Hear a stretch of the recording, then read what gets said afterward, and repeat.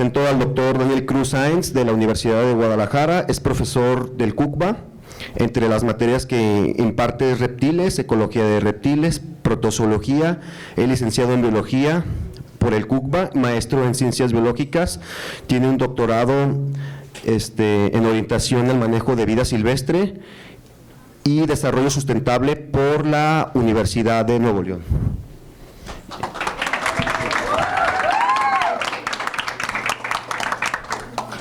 Hola, buenos días, muchas gracias. Bueno, yo les voy a hablar de un tema que ya desde hace mucho hemos visto esta problemática, pero que la verdad es que creo que no se ha podido resolver.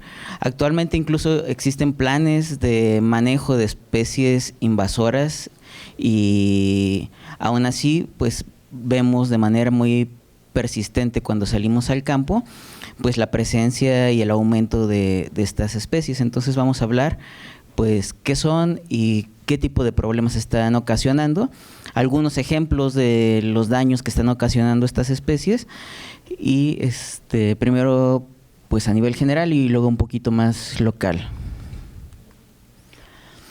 Primero, algo que ya conocemos como reza la vieja confiable, pues México es un país megadiverso y forma parte de los 17 países megadiversos, que son los países que concentran mayor riqueza biológica en todo el mundo. México, dentro de estos 17, aún así ocupa un lugar muy importante, ocupa el 5º lugar dentro de estos 17 países. Y bueno, aquí una muestra de aquello de la riqueza que tiene México, ¿no? Por ejemplo, a nivel de reptiles tenemos el 2º lugar, solo por debajo de Australia. A nivel de mamíferos también tenemos el 2º lugar en cuanto a riqueza de especies. En cactáceas, el 5º lugar. En anfibios, el 4º. Y en aves, el 11º lugar. Entonces, bueno, podemos ver lo importante que es a nivel de la riqueza que concentra y por lo tanto también la responsabilidad que tenemos al tener en nuestro país tanta riqueza biológica, ¿no? Bueno, aquí lo que se muestra son las especies que están en riesgo y lo podemos ver en estas gráficas. Podemos ver que, por ejemplo, a nivel de vertebrados hay un montón de especies, más de 800 en categoría de protección especial, algunas probablemente extintas, 37 especies, una gran cantidad de amenazadas, cerca de 500 especies. Entonces, como les decía, no es solo que alberga una gran riqueza, sino que aparte mucha de esa riqueza se encuentra en gran riesgo por muchas cuestiones, incluidas como la cuestión de cambio climático, cambio de uso de suelo, pero también esta cuestión de las especies invasoras que pues genera en realidad problemas bastante graves. Bueno, esta es una tabla del porcentaje de especies endémicas, porque no solo es importante la riqueza que menciono, que pues estamos en los primeros lugares de prácticamente todos los grupos, sino que también tenemos una gran cantidad de endemismos en nuestro país, es decir, un gran porcentaje de las especies solo se encuentran en nuestro país. Por ejemplo, yo que trabajo con reptiles, la gran cantidad de las 60 y tantas especies de cascabeles que hay, pues digamos que como un 80% de ellos son endémicas de nuestro país o de algunos otros grupos de reptiles. Entonces es como bien importante también el saber que solo se encuentran aquí y que si desaparecen no van a estar en ningún otro lugar. No es que si desaparecen en México las tenemos en Estados Unidos, en Guatemala o en otro lugar, sino que ya de plano ya no las vamos a ver. Y bueno, mencionar que precisamente se considera una de las principales causas de pérdida de diversidad la presencia de las especies invasoras. Y bueno, para esto habría que definir o pues especificar a qué se refiere con esto de invasoras o qué diferencia hay con especies exóticas e invasoras. Bueno, primero mencionar que cuando hablamos de especies nativas se refiere a especies que se mantienen dentro, que su rango de distribución se mantiene dentro de aquellas zonas de origen de donde surgieron. Por ejemplo, los cascabeles surgieron en la parte del centro de México y gran parte de ellas son pues nativas de nuestro país. Hay otras que les llamamos especies exóticas, que son especies que traemos de otro lado o que llegan de manera natural de otro lado, porque no todas son aquellas que traemos, sino que algunas llegan solitas, y eso es bien importante recalcarlo. Y tenemos las invasoras. Entonces, ¿qué diferencia hay entre las invasoras y las exóticas? Que las especies exóticas pueden estar llegando a una nueva zona de distribución, más no así causar un problema, no generar un problema, sino que simplemente están ahí, sus números no crecen de manera exponencial y no causan competencia ni quitan recursos a otras especies, mientras las invasoras sí se convierten en un problema por distintas causas. Por ejemplo, aquí tenemos al pez león, que lo trajeron como pez ornamental, que fue liberado en la parte del Caribe y que por ser una especie venenosa, pues no tiene depredadores, no hay quien se lo pueda comer, y entonces pues sus números aumentan y aumentan y aumentan y no hay manera pues de controlarlo, ¿no? Eso sería la diferencia entre exótico e invasor, que el invasor se considera una especie que ya está causando algún daño en la zona donde tiene ahora su nueva distribución. Además, pues estas especies que se convierten en invasoras son especies que tienen características que les permiten colonizar esos sitios, es decir, son especies que resisten, que son muy tolerantes a muchas condiciones, a condiciones de temperatura, cambios de pH, de alimentación, modificar su dieta, entonces son especies muy generalistas que por lo tanto se adaptan a cualquier condición y eso les permite pues que puedan prosperar en los sitios a los cuales arriban, a los cuales o los movemos a esos lugares. Ahora les decía, no todas llegan de manera por influencia de los humanos, de que nosotros las movamos porque las usamos como mascotas o algún recurso alimenticio, etcétera, ornamental, sino que algunas lo hacen de manera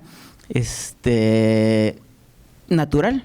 Por ejemplo, nosotros que en el laboratorio trabajamos cosas que tienen que ver con cambio climático, algo que hemos visto últimamente es que por la cuestión del aumento de la temperatura global, muchas especies que antes eran consideradas o muy características de ciertos ambientes, están teniendo migraciones altitudinales, están moviéndose a climas más frescos porque el lugar donde generalmente habitan ya no les está siendo suficiente.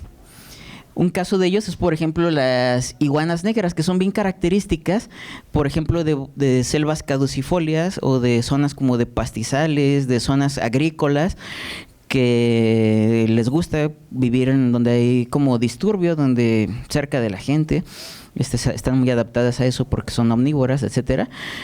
Y últimamente las hemos visto en zonas bastante templadas, en zonas muy altas, 2500, o elevaciones mayores, donde no es común encontrar este tipo de especies, o no lo era antes. O por ejemplo los geckos. Yo creo que todos ustedes en sus casas tienen geckos de estas besuconas, cosa que antes no sucedía. Yo por lo menos cuando era joven me acuerdo que hace pocos años que pues uno iba a la playa, las veía ahí en las casas de la playa, en los hoteles, pero incluso a veces uno de travesura se las traía, pero no sobrevivían, era como muy frío, no prosperaban, no se reproducían por acá. Pero ahora prácticamente en todas las casas que uno va en la ciudad, pues las encuentra. Y eso es porque el clima de Guadalajara se está volviendo un clima más similar al de la costa, con más humedad, con más temperatura. Lo hemos visto en estos días, parece que estamos en Vallarta. Y entonces estas especies empiezan a prosperar, pero es una... están ampliando su distribución de manera natural, no es que lo estemos induciendo, sino que se está dando por condiciones ambientales pues muy particulares que están ocurriendo en este caso por el cambio climático. Un problema importante que ocurre con esto de las especies invasoras es en las islas. Las islas son los sitios donde principalmente ocurren los daños más graves con esta cuestión de las especies exóticas. ¿Por qué? Porque las especies que vivan ahí no tienen a dónde ir, y si nosotros le metemos una especie que se va a convertir en una plaga o en un depredador, pues eso va a generar que se extinguen las especies. Se han extinto muchísimas especies en islas. De hecho, aquí en algunas publicaciones se menciona que en las islas tiene 40% más de riesgo de extinción de especies que en zonas continentales. ¿Por qué? Porque, como les decía, no tienen a dónde ir, ¿no? Si les metemos ahí un ratón, una serpiente o algo que se vuelva pues depredador de esas especies, no van a poder sobrevivir.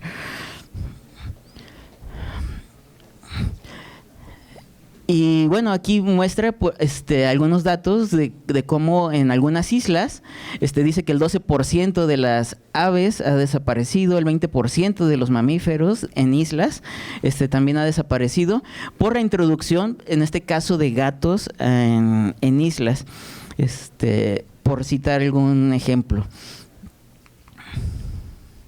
En México hay muchísimas especies invasoras, de todos los grupos de plantas, de diferentes grupos de vertebrados e invertebrados. Aquí nos muestran algunas de ellas. Por ejemplo, aquí el pez león, que ya les comentaba, que viene de la parte de Asia y que lo introdujeron como de ornato, y pues ahora tenemos una plaga acá en el Caribe. Algo que sucedió, por ejemplo, por ahí en la década de los 60, es una cuestión que provocó el mismo gobierno, con la buena intención de hacer que todas las personas en México tuvieran alimento.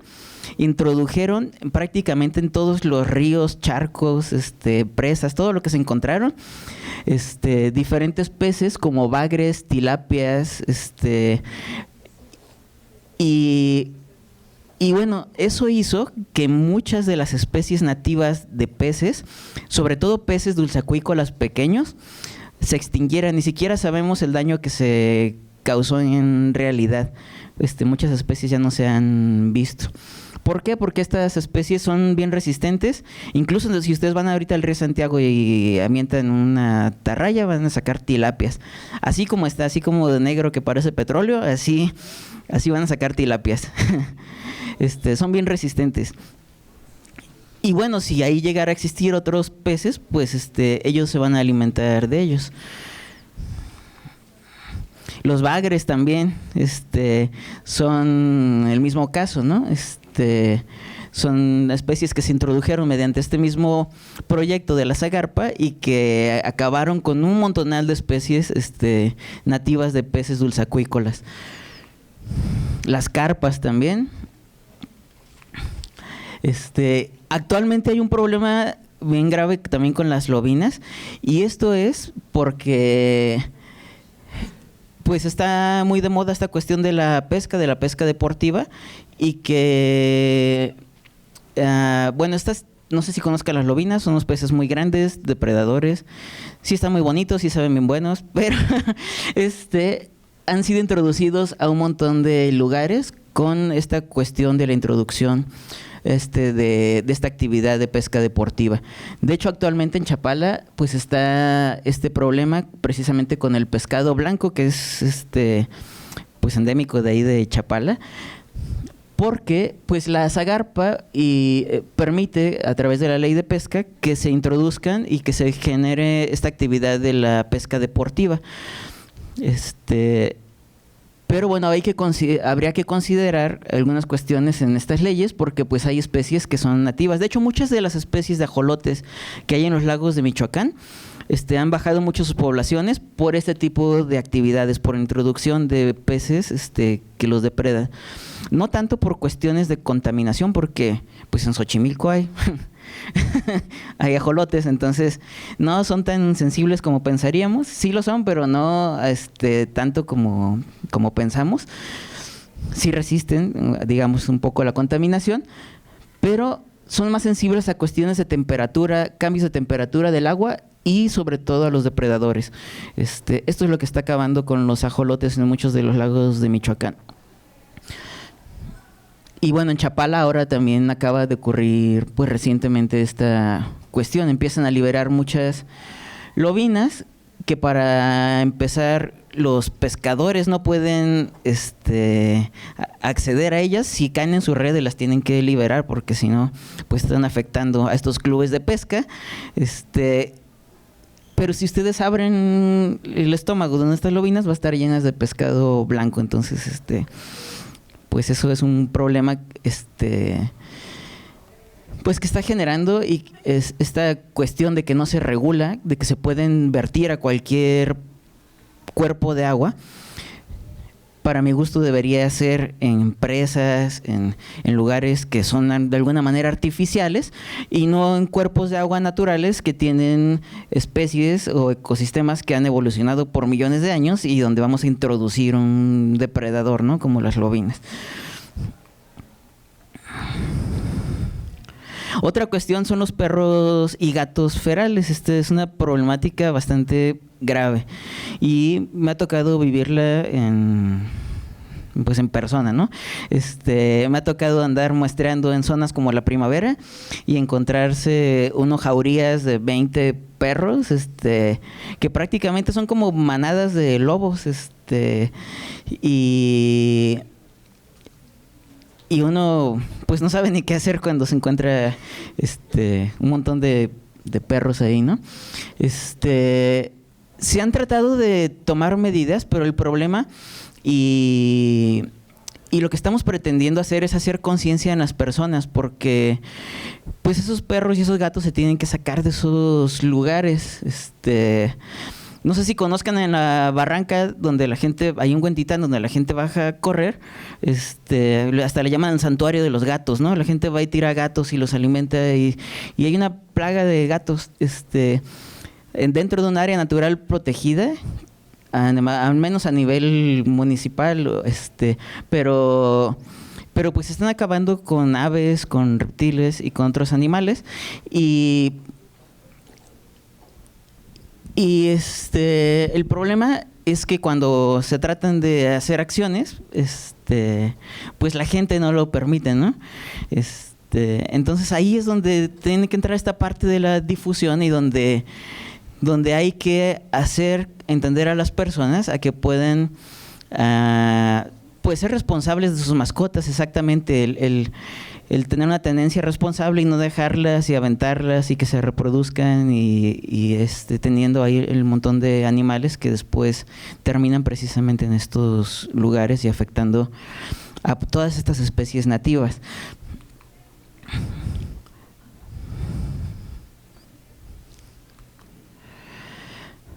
Otras especies, en este caso de anfibios, es la rana toro, que pasó lo mismo, la empezaron a criar mucho para alimento, crecen grandísimas, aquí pueden ver el tamaño, y se comen todo lo que les quepa, hasta individuos de su misma especie. Son ranas que crecen de este tamaño y que se comen lagartijas, ratones, todo lo que se encuentra. Entonces, es otra problemática que se causó con buenas intenciones, de que tuviéramos alimento, pero que a la vez afecta a muchas especies.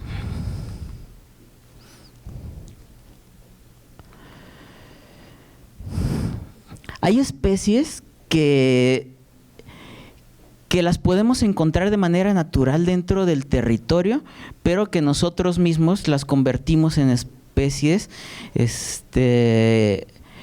que son invasoras.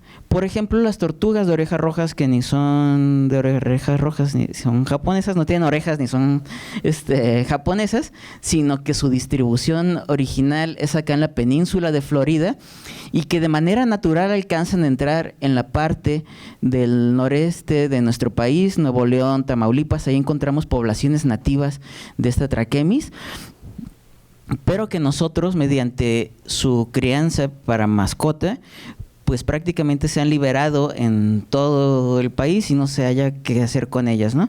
A veces en los centros de rehabilitación de fauna como Tlajomulco y todos esos tienen ahí los puños de tortugas porque no se pueden liberar como otros organismos que sí incautan o que sí recopilan y que después liberan. En este caso, pues no hay a dónde liberarlas porque ni siquiera sabemos de dónde surgieron ni la cuestión genética que puedan traer estos organismos. Entonces, bueno, es importante que transmitamos a la gente, a la parte de autoridades, a la parte de organizaciones civiles y a la población en general, este conocimiento, y que podamos informar el daño que se está haciendo a la fauna y a la flora también. Yo hablo más de animales porque pues, es a lo que me dedico, pero a fin de cuentas también pasa lo mismo con plantas. Y que la misma gente puede participar y regular este manejo y regulación de los organismos. ¿Cómo? Pues no comprándolos, no liberándolos, haciendo una tenencia responsable de sus animales. Y también por la cuestión de legislación y como ser más precisos en algunas cuestiones de las leyes, como por ejemplo esto de las lobinas que les comentaba, que la misma ley permite que se liberen y que haya estos clubes de pesca deportiva, que no está mal, pero que debe ser regulada y que debe ser en ciertos sitios en particular.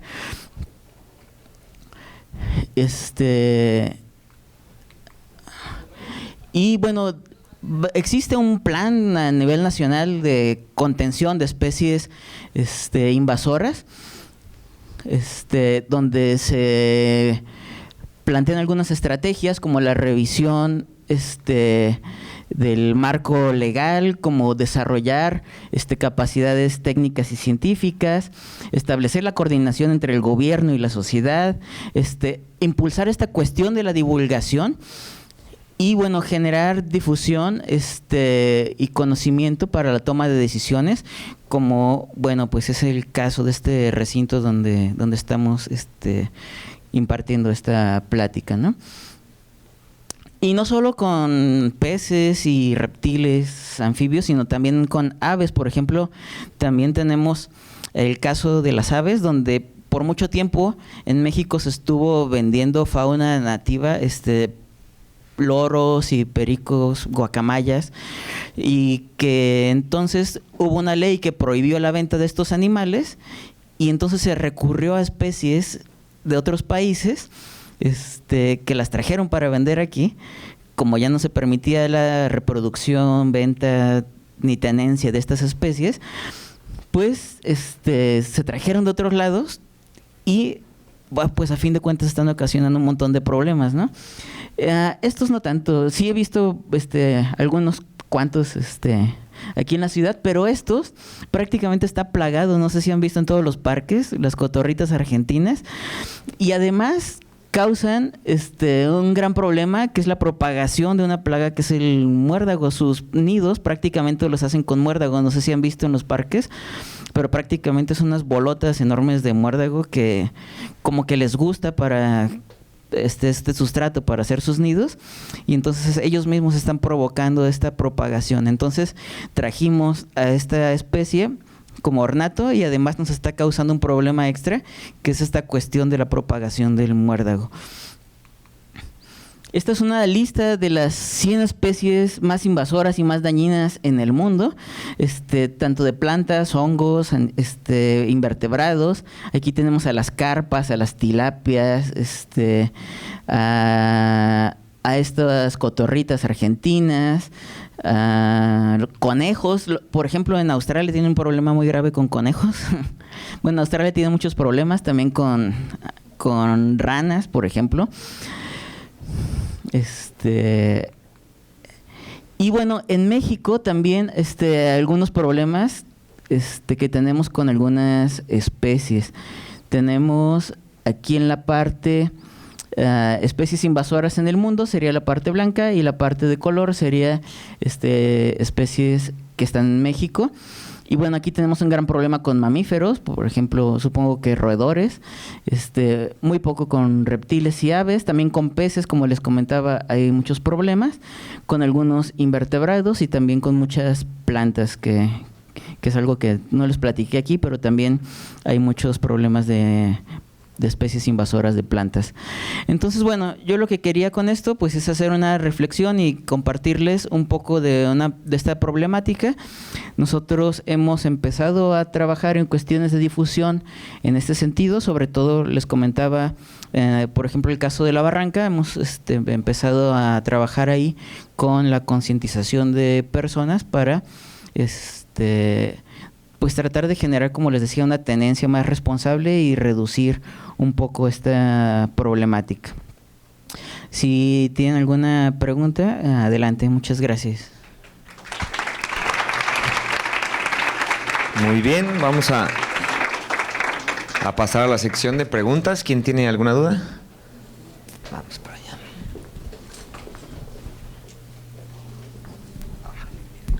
Hola, buenos días. Bueno, tengo dos preguntas. Yo creo que con una, para no quitarle oportunidad a alguien más. Sobre las tortugas, ¿no existirá algún convenio como de intercambio de especies? O sea, de que de Florida alguna especie que esté de invasora por parte de México no la manden y al cambio yo a México te regreso unas. O simplemente yo, México, te envío tus especies allá donde pertenece, ya sea por apoyo federal o algo. O sea, tal vez suene medio loco, ¿no? Pero pues, no sé. No, bueno, no existe y sería un poco complicado porque muchos de los organismos que se reproducen aquí, por ejemplo, en los acuarios o en las tiendas de mascotas, ni siquiera sabemos bien su origen o cuál es su genética de sus organismos. Entonces podemos estar introduciendo problemas genéticos a una población natural. Algo que sí hacen, por ejemplo, los gringos, porque ellos tienen un problema también muy grave de exóticos, por ejemplo, allá en Florida.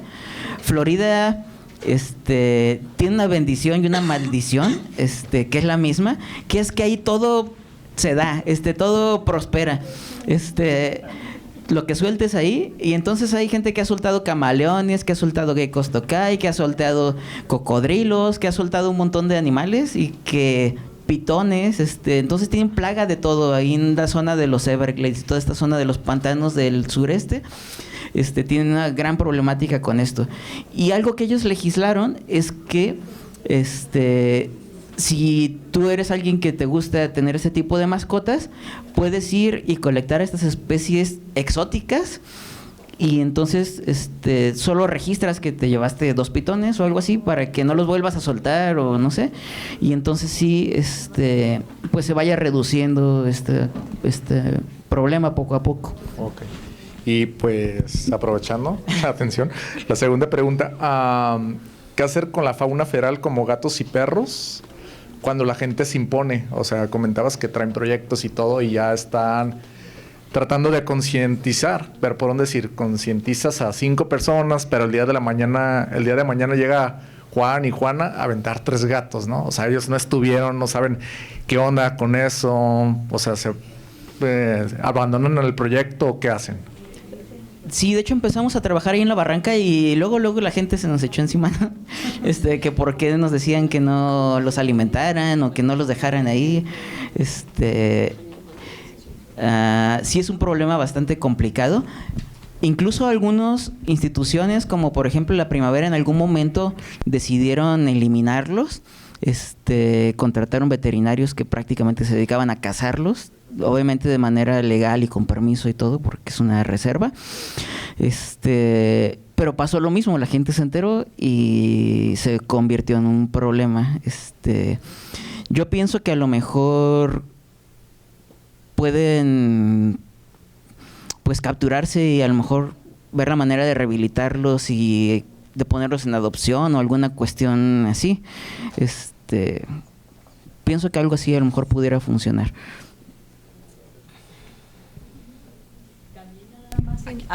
Ay, gracias, disculpa. También en Tonalá ha habido mucho perrito, como también en Haciendas del Lago.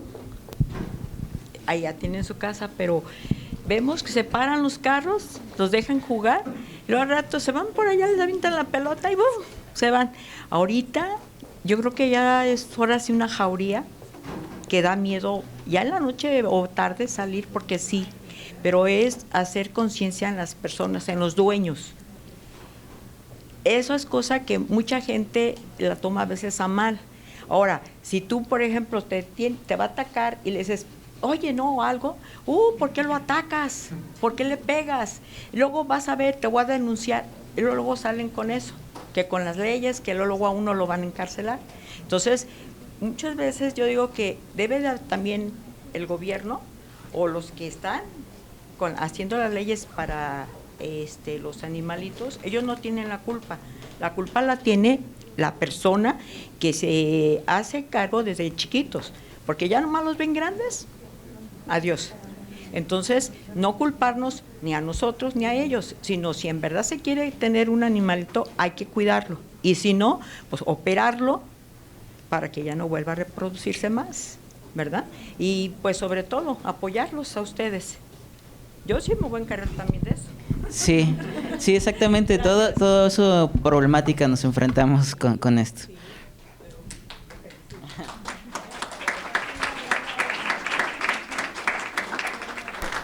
¿Alguien tiene otra duda? A ver, vamos con el profe. Daniel, qué gusto verte. Hola, Luis. Igualmente. Fíjate, Daniel, que esta parte de especies exóticas, invasoras, a mí se hace muy interesante porque, bueno, yo como dices, de joven y no hace mucho, entre 84 y 88, muchos no nacían de aquí, yo estuve trabajando mucho con islas, junto con la Armada de México, y es sorprendente cómo el grado de adaptación en las islas de muchas especies es maravilloso en términos biológicos, evolutivos y demás, que también vale la pena estudiarlo. O sea, no hay que satanizar muchas de las cosas, sino todo tiene su lado, no sé si amable, pero al menos de interés para investigación. A lo que quiero llegar, Daniel, yo creo que ahora ya que pasaron los años y me dedico mucho al tema de humedales, también es un problema que se ve día a día, ¿no? Y yo creo que sí urge, y ojalá salga de aquí, de espacios como esos que son los jurídicos, los legales, no solo campañas, programas permanentes de educación. Yo definitivamente todo ese tipo de conservación, manejo, restauración, yo le apuesto a la educación, porque la educación a mediano o largo plazo debe convertirse en un proceso transformador en el sentido de prevención para el futuro. O sea, ahorita estamos resolviendo baches, queriendo tapar cosas y todo lo que tú comentas, muy cierto, ¿no? Pero yo creo que es tiempo, y no es tarde, de empezar a prevenir. Y la mejor manera de prevención yo creo que es la educación. Y yo creo que sí urgiría, no sé si de parte de la Universidad de Guadalajara, no sé si de gobierno con aliados, por ejemplo aquí está Jimal de Humedales o otras dependencias, pero yo creo que sí urge un programa educativo asociado a prevención de invasión de especies y otros temas parecidos, en el cual sea un programa permanente, porque muchas veces, bueno, tanto tú como yo, aquí Jimal presente aquí, de repente en lo que hacemos pues lo decimos, ¿no? Pero pasa un día y ya. Viene otro congreso, lo dices y ya. Y entonces la gente no se le queda fijado ese mensaje. Entonces yo creo que tenemos que provocar en la sociedad a través de procesos educativos que se quede. Y en nuestras autoridades, porque son los que deben responder principalmente. Y bueno, ojalá y podamos hacer eso. Gracias y felicidades.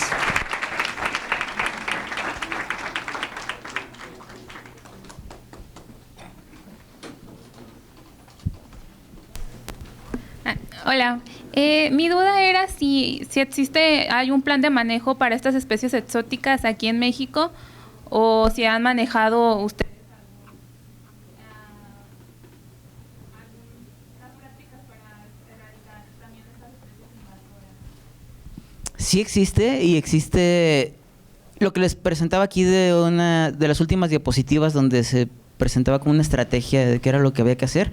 Es el plan de especies invasoras que tiene México. Sí existe, pero el problema es la ejecución. Por varias razones, por recursos, por toda esta cuestión de que la sociedad se siente agredida cuando uno dice pues hay que mover estos animales de aquí, o hay que, en las islas muchas veces se erradican los animales, ratas, gatos, algunos otros. Entonces creo que una cosa fundamental es la cuestión de la concientización, de la educación, como decía Memo, hacer que la gente entienda cuál es la problemática, cuáles las cosas que puede ocurrir con la presencia de estas especies en lugares silvestres.